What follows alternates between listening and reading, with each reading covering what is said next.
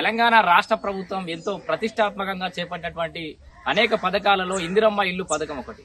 So పేదవాళ్ళకి ఎంత తినడానికి తిండి కావాలని చెప్పేసి రేషన్ కార్డులు అటు సన్న బియ్యం ఇస్తుంటే ఉండడానికి ఇల్లు కోసం అని ఇందిరమ్మ ఇళ్ల పథకం అనేది మొదలుపెట్టింది. సో దీంట్లో ఈ ఏడాదికి ఒక 4,50,000 ఇండ్ల వరకు టార్గెట్ పెట్టుకుని ఒక 3 లక్షల ఇండ్ల వరకు అయితే శాంక్షన్ లెటర్స్ కూడా ఇచ్చారు. దాంట్లోకి 1,50,000 వరకు ఇప్పుడైతే కొంతవరకు గ్రౌండింగ్ అయింది. కొన్ని చోట్ల గ్రౌండింగ్ అవడానికి కొన్ని సమస్యలు ఉన్నాయి. అక్కడ ల్యాండ్ విషయంలో కొన్ని ఇబ్బందులు కావచ్చు, లేదంటే అత్యంత పేదవాళ్ళు ఉండి పునాది వరకు కూడా కట్టుకోలేక ఇబ్బంది పడుతున్న వాళ్ళు కానీ, లేకపోతే ఇసుక విషయంలో కూడా చాలా మంది అయితే ఇబ్బంది పడుతున్నారట. శాండ్ బజార్లు ఇంకా అనుకున్నంత సమయంలో తొందరగా ఏర్పాటు కాకపోవడం, అండ్ కొన్ని మండలాలకి ఇసుక సోర్సులు అంటే వాగులు వాళ్ళకి అవైలబుల్ లేకపోవడం, కొన్ని మండలాలకి ఆ వాగులు లేవు కాబట్టి ఇసుక వేరే ఎక్కడో ఇతర మండలాల నుంచి చేసుకునే వరకు ట్రాన్స్పోర్ట్ ఛార్జెస్ కూడా ఎక్కువ అవుతున్నాయని కూడా చెప్తున్నారు. సో ఇట్లా రకరకాల సమస్యలతో అయితే కొన్ని ఇందిరమ్మ ఇళ్ళు అయితే కొంత గ్రౌండింగ్ లో కొంత జాప్యం జరుగుతుంది. కానీ లబ్ధిదారులందరూ కూడా ఇల్లు కట్టుకోవాలనే ఉత్సాహంతో అయితే ఉన్నారు.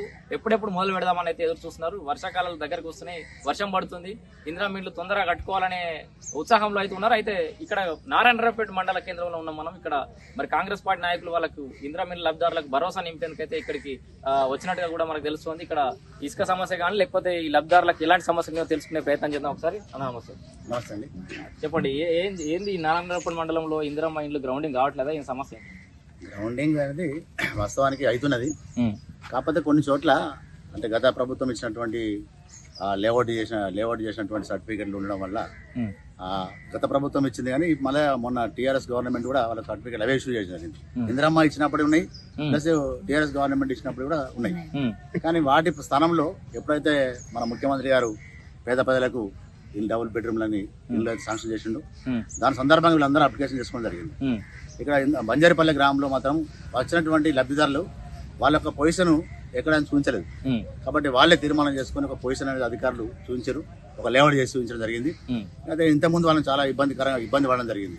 ఆ ఇష్యూలో మేము బంజారిపల్లి గ్రామస్తులను కూడా పిలుచుకొని ఇక్కడ ఉన్నటువంటి మన నాన్నపేట ఎంఆర్ఓ గారి దృష్టి తీసుకుపోగానే సానుకూలంగా స్పందించింది. వాళ్ళందరికీ కూడా వారి ఎంత 24 మంది లబ్ధిదారులు ఉన్నారు, వాళ్ళకి ఒక లేఅవుట్ ప్రకారం చేసేసి నంబర్ వైజ్ గా వాళ్ళకి సెలక్షన్ చేస్తాం. వాళ్ళు ఎలాంటి అధైర్యపడవద్దు, వారికి ఇచ్చిన తర్వాత వాళ్ళందరూ లబ్ధిదారులు వాళ్ళు ముగ్గు పోసుకున్నట్టయితే వాళ్ళకి ఇందిరమ్మ ఇల్లు శాంక్షన్ చేసుకోవచ్చు అని చెప్పడం జరిగింది.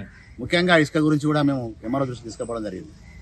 ఇసుక నారాయణపేట మండలానికి మరియు నంగనూరు మండలం నుంచి తీసుకొచ్చుకోవడం చాలా ఇబ్బందికరంగా ఉంది. అక్కడ పోయి తీసుకురావడం వల్ల 5,500 రూపాయలు ఒక ట్రాక్టర్ కిరాయి అవుతుంది. అయితే బయట కూడా ఏంటంటే 6,000 పెడితే వస్తా ఉంది. దీని ద్వారా లబ్ధిదారులకు చాలా ఇబ్బంది ఉంది. కాబట్టి అది కూడా ఎంఆర్ఓ గారి దృష్టికి తీసుకెళ్ళాం. దయచేసి అక్కడ నుంచి వచ్చేటువంటి ఇసుకను మండల కేంద్రంలో డంప్ చేసినట్టయితే ఇక్కడ నుంచి ఈ చుట్టుపట్టి ఉన్నటువంటి గ్రామ ఎవరైతే ఇందిరమ్మ ఇళ్ళ లబ్ధిదారులు ఉన్నారో వాళ్ళు తీసుకుపోవడానికి చాలా అవైలబుల్ గా ఉంటది, కొంచెం ఖర్చు తగ్గుతుంది. అట్లా అది ఖచ్చితంగా చేయాలంటే అది కూడా మేము అధికార దృష్టి తీసుకుపోతామని చెప్పి పై అధికారుల దృష్టి తీసుకుపోయి అది కూడా చేసే విధంగా చేస్తామని చెప్పారు. లబ్ధిదారులంతా ఇల్లు గ్రౌండింగ్ చేయడానికి కట్టడానికి ముందుకు అందరు లబ్ధిదారులు ఇంచుమించుగా కట్టుకోవడానికి సానుకూలంగా ఉన్నారు. ఆల్రెడీ ముగ్గులు పోసుకున్నారు, కొంతమంది బేస్మెంట్ కూడా తీయడం జరిగింది. అవన్నీ ప్రస్తుతానికైతే నడుస్తా ఉంది ఇందిరమ్మ ఇళ్ళ కార్యక్రమం. చెప్పండి, ఎట్లా ఉంది మొత్తం ఓవరాల్ గా సిద్దిపేట నియోజకవర్గంలో కానీ ఓవరాల్ గా ఎట్లా ఉంది ఇందిరమ్మ?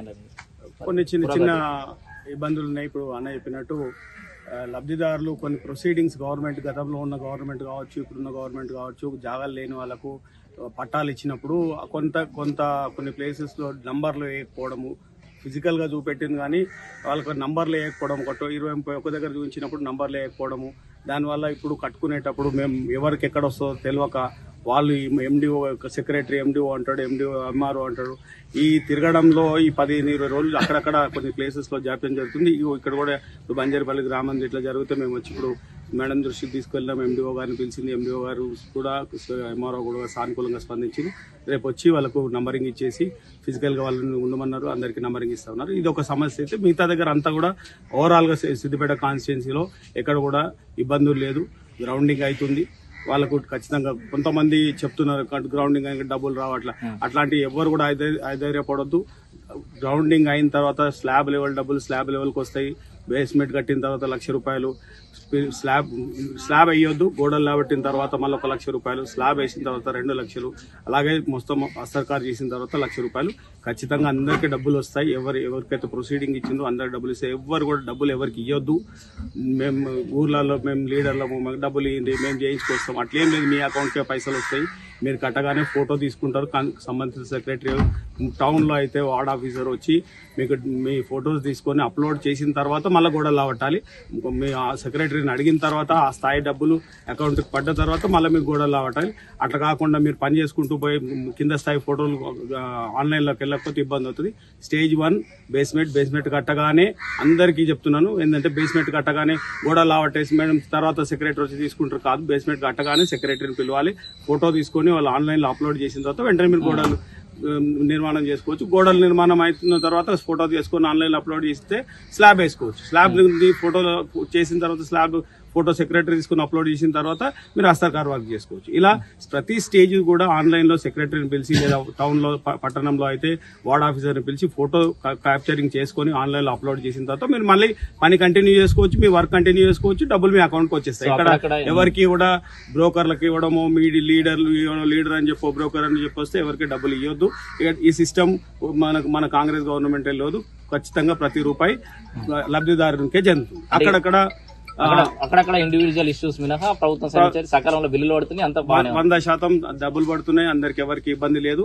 ఎవరు అధైర్యపడద్దు. ఎవరైనా ఇట్లా నెగటివ్ స్ప్రెడ్ చేసే వాళ్ళు చేస్తున్నారు అక్కడక్కడ, కానీ ఎవరు నమ్మొద్దని మీకు చెప్తున్నాం. అలాగే ఇసుక విషయంలో ఇప్పుడు నారాయణపేట మండలంలో మాకు రాగానే చెప్పి 5,500 అవుతుంది అని మేము ఎంఆర్ఓ గారి దృష్టికి తీసుకొస్తే పైన ఆఫీసర్ మాకు సిద్దిపేటలో ఇప్పుడు టౌన్కి వచ్చేసరికి అక్కడ నుంచి 4,000 అవుతుంది ట్రాన్స్పోర్ట్.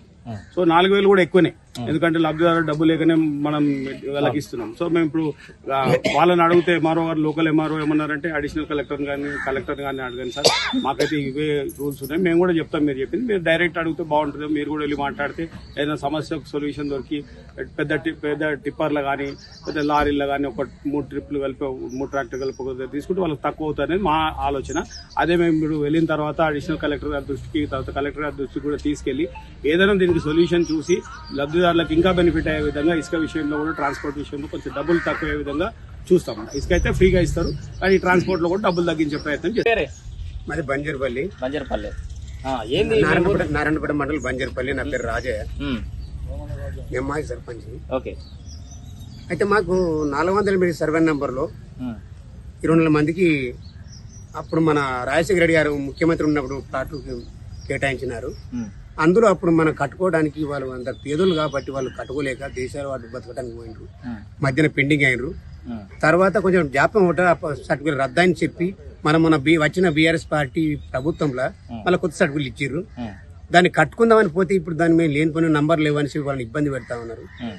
దయచేసి మన ఎంఆర్ఓ గారు ఇప్పటికీ 4 రోజులు మీద తిరగబట్టి దాని మీద ఏనాటి స్పందన లేకుండా పోతే ఇలా మా కాంగ్రెస్ నాయకులు మా పాండన్న గారు కానీ మా నాన్నగారు కానీ వచ్చి ఇలా మన ఎంఆర్ఓ గారిని సంప్రదించి రేపు పొద్దుగల మాకు వచ్చి సర్టిఫికేట్ నెంబర్ వేపించి మాకు ప్లాట్లు మాకు, ఎందుకంటే మాకు 5గురికి మా దళితులకు 5 ఇండ్లు శాంక్షన్ అయినాయి మన ముఖ్యమంత్రి గారు మాకు చేసినటువంటి ఇందిరమ్మ పథకంలో ఇండ్లను. దయచేసి మాకు తక్షణమే మా ఇండ్లు మంజూరు చేస్తే మేము కట్టుకుంటారు. అంతా మా పేదోళ్ళు మా మాదిగోళ్ళు. దయచేసి మాకు సహకరించాలని మా ప్రభుత్వాన్ని కోరుకుంటున్నాం, ప్రజాప్రతినిధులను కోరుకుంటున్నాం. ఏం చెప్పారు ఎంఆర్ఓ రేపు వస్తున్నారా? ఎంఆర్ఓ గారు పొద్దుల 10 గంటలకు వస్తానని మీ పాట మీకు కేటాయిస్తా, నంబర్ రేపిస్తా, మీరు కట్టుకుని చెప్పారు. ఎంఆర్ఓ గారు కూడా ధన్యవాదాలు. కొత్తగా చూసిన వాళ్ళు ఎవరైనా ఉంటే సబ్స్క్రైబ్ చేయండి, పాత వాళ్ళు ఎవరైనా ఉంటే కొత్త వాళ్ళకి చూపించే ప్రయత్నం చేయండి. ఈ వైడి న్యూస్ వేదికగా అనేక అవినీతికి సంబంధించిన కథనాలు అయితే ప్రచురించినాం. కొత్త వాళ్ళు ఉంటే ప్లేలిస్ట్లో చూడొచ్చు. అండ్ దీనికి సంబంధించిన ఓనర్లు, స్పాన్సర్లు, పార్ట్నర్లు అంటూ ఎవరు లేరు. సో అలాగే ఎవరైనా మిమ్మల్ని సంప్రదించినా బెదిరింపులకు పాల్పడ్డా కూడా మా దృష్టికి తీసుకురండి.